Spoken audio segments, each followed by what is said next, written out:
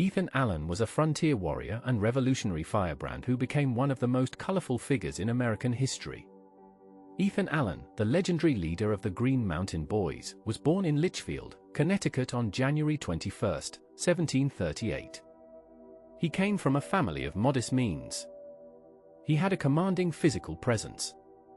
Allen's land holdings in the New Hampshire grants would become the source of great controversy. He received only the most basic formal education before his father's death in 1755 forced him to take on adult responsibilities. Then in 1762, seeking opportunity on the frontier, the 24-year-old Allen moved to the disputed territory that would become Vermont, where he would make his name and his fortune. Ethan Allen was a land speculator who acquired thousands of acres in the Green Mountains. In 1770, when New York authorities began challenging land titles granted by New Hampshire in the disputed territory, Allen organized a militia force to defend the settlers' claims. Allen led the Green Mountain Boys in the early 1770s when he was defending the rights of New Hampshire grant holders. He commanded a paramilitary organization that used intimidation and violence to resist New York's jurisdiction. After New York officials attempted to enforce their authority, he became increasingly defiant. In 1774, Allen was declared an outlaw by the colonial government of New York and a price was put on his head, but he continued his resistance from the mountains. Allen was elected Colonel Commandant of the Green Mountain Boys. He began to see the struggle against New York as part of a larger fight for liberty and self-determination. The American colonies felt that Britain, their mother country, was imposing unjust authority and not giving them the freedom they deserved to govern themselves. Ethan Allen was not a cautious moderate or a political theorist like some of the founding fathers. He was a man of action, bold and impulsive, who embraced the revolutionary cause with characteristic enthusiasm. In April 1775, when news reached the Green Mountains that war had broken out at Lexington and Concord, Allen saw an opportunity. Allen was literally the man on horseback who rode north with his Green Mountain Boys ready to strike the first offensive blow of the Revolutionary War. In May 1775, Allen's militia captured Fort Ticonderoga from the British. Allen and his men crossed Lake Champlain under cover of darkness on May 10, 1775. Ethan Allen was a daring commander when he demanded the surrender of Fort Ticonderoga. He was using surprise and audacity to achieve it, and the small British garrison was not expecting the attack. Allen reportedly demanded the fort's surrender in the name of the Great Jehovah and the Continental Congress, though the exact words remain disputed. The capture of Fort Ticonderoga was a stunning propaganda victory for the American cause. Allen also seized the nearby fort at Crown Point, securing valuable artillery that would later be transported to Boston. But following this triumph came a series of setbacks for the impetuous commander. Allen's attempt to capture Montreal in September 1775 ended in disaster. Ethan Allen was captured by the British and spent nearly 3 years as a prisoner of war, enduring harsh conditions aboard prison ships and in various jails. Allen's imprisonment was a test of his legendary toughness. That long captivity, those years in chains and confinement, they were a crucible that only strengthened his resolve. Allen's reputation was all about surviving and never surrendering his spirit. Allen was exchanged for a British prisoner in May 1778, and he returned to a hero's welcome in the Green Mountains. In 1779, with the war continuing, Allen was promoted to general in the Vermont militia. Vermont had declared itself an independent republic in 1777, separate from both New York and the other colonies. Allen became the most prominent advocate for Vermont's independence and statehood. Allen led the political struggle to gain recognition for Vermont, serving in various governmental roles. Allen was the voice of Vermont, negotiating with Congress, corresponding with other revolutionary leaders, and even conducting controversial secret negotiations with the British in Canada, ostensibly to protect Vermont's interests. Allen's negotiations with the British were a complex game of frontier diplomacy. Some historians view these talks as a pragmatic attempt to leverage Vermont's position, while others see them as bordering on treason.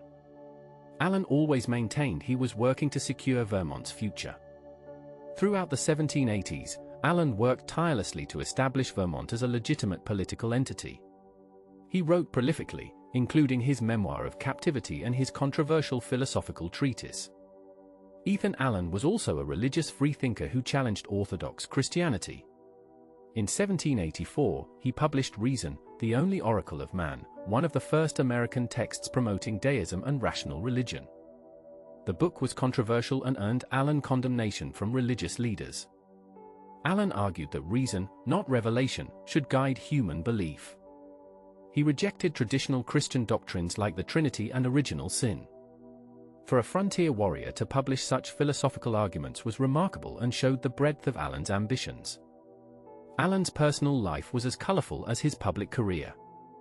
He married Mary Brownson in 1762, and they had 5 children together.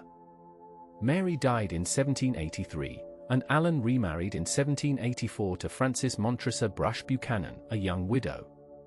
Allen settled on his farm in Burlington, Vermont, where he lived as a gentleman farmer and elder statesman.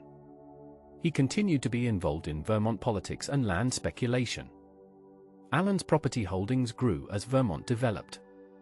He was a founding father of Vermont, though the state would not be admitted to the Union until 1791, after his death.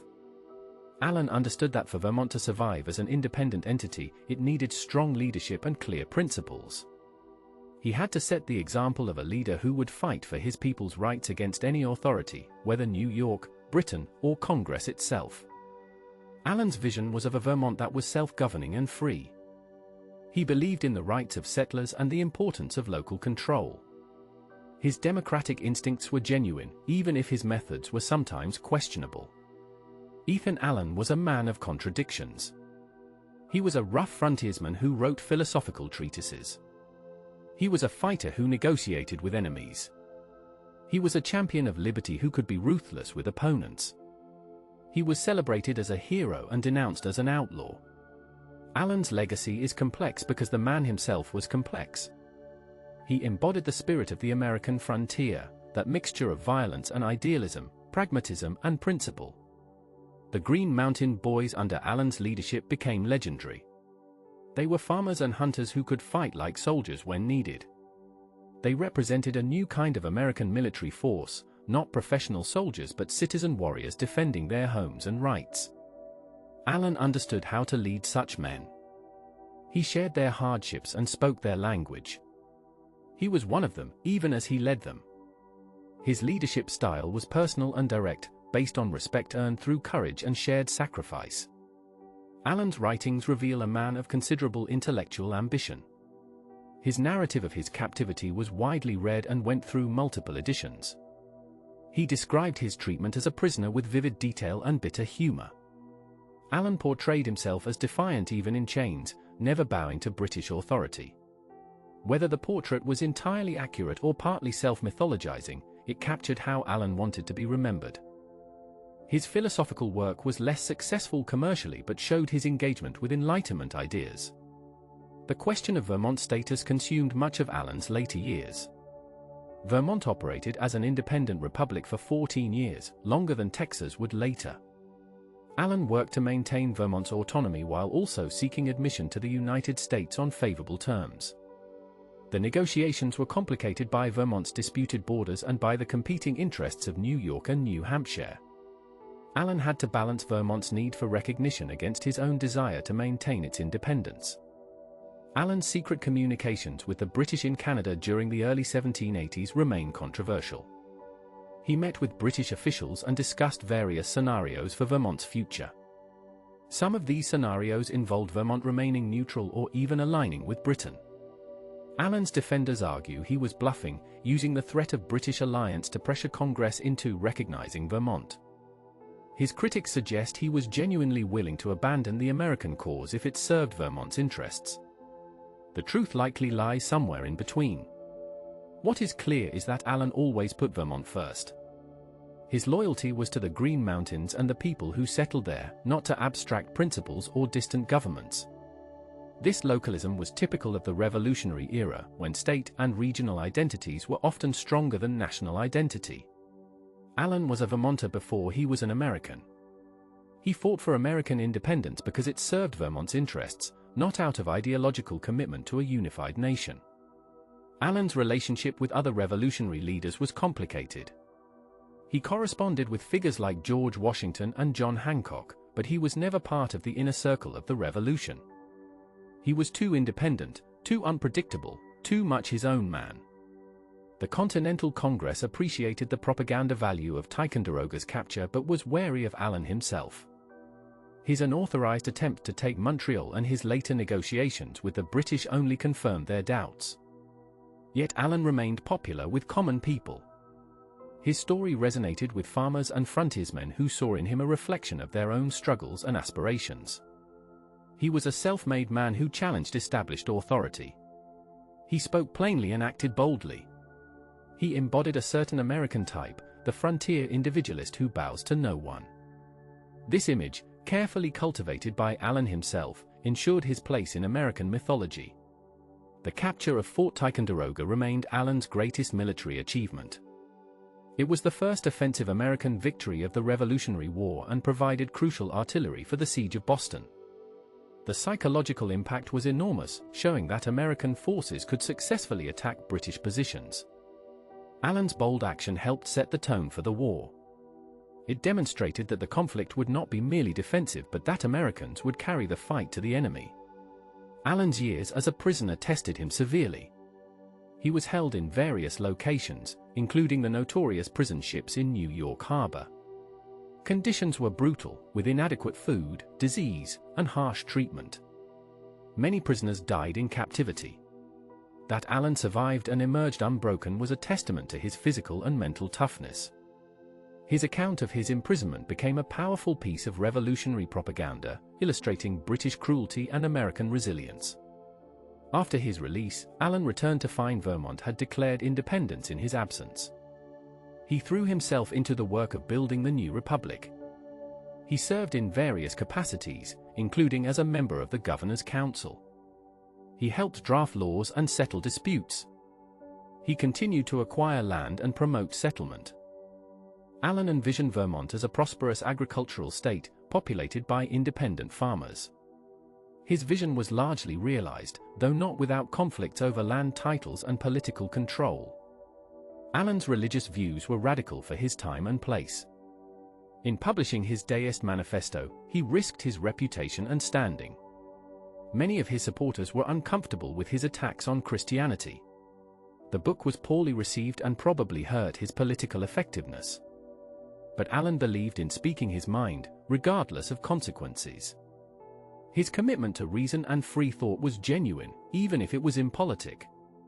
He refused to conform to expectations when he believed he was right. Allen's second marriage brought him companionship in his later years. Frances was much younger than Ethan, but by all accounts the marriage was happy. They had 3 children together, adding to Allen's family. He enjoyed playing the role of patriarch on his Burlington farm. He entertained visitors with stories of his adventures and held forth on politics and philosophy. He remained vigorous and engaged until near the end of his life. On February 12, 1789, Ethan Allen died suddenly at his home in Burlington. He was only 50 years old. The cause of death was likely a stroke, though accounts vary. His death came just weeks after George Washington was elected as the first president under the new Constitution. Allen did not live to see Vermont admitted to the Union in 1791. When he died, he left behind a complicated legacy of heroism and controversy, achievement and unfulfilled ambition. Allen's funeral was a major event in Vermont. Hundreds attended to pay respects to the man who had done more than anyone to create their state. He was buried in Burlington, though the exact location of his grave was later forgotten and remains uncertain. This obscurity seems fitting for a man who lived on the margins, between civilization and wilderness, between respectability and outlawry, between heroism and infamy. Ethan Allen's place in American history is secure, even if it is not always prominent. He is remembered primarily for the capture of Fort Ticonderoga and for his leadership of the Green Mountain Boys. He represents the frontier spirit of early America, the willingness to fight for freedom and self-determination. He was a larger-than-life figure whose exploits became legendary even in his own time. His story has been told and retold, embellished and mythologized. The real Ethan Allen was more complex than the legend. He was ambitious and sometimes ruthless. He could be crude and violent. His negotiations with the British showed a pragmatism that bordered on cynicism. His treatment of those who opposed his land claims was often harsh. He was not a plaster saint but a flesh and blood man with flaws and contradictions. Yet he was also genuinely courageous, a natural leader who inspired fierce loyalty. He fought for what he believed in and never backed down from a challenge. Allen's legacy lives on in Vermont, where he is honored as a founding father. Towns, schools, and landmarks bear his name. His statue stands in the National Statuary Hall in the United States Capitol, representing Vermont. The Green Mountain Boys remain a symbol of Vermont's independent spirit. Allen's vision of Vermont as a place of freedom and opportunity continues to resonate. He helped create not just a state but an identity. In the end, Ethan Allen was even in death a figure of his frontier, a man who lived by his own rules and carved out his own destiny in the American wilderness.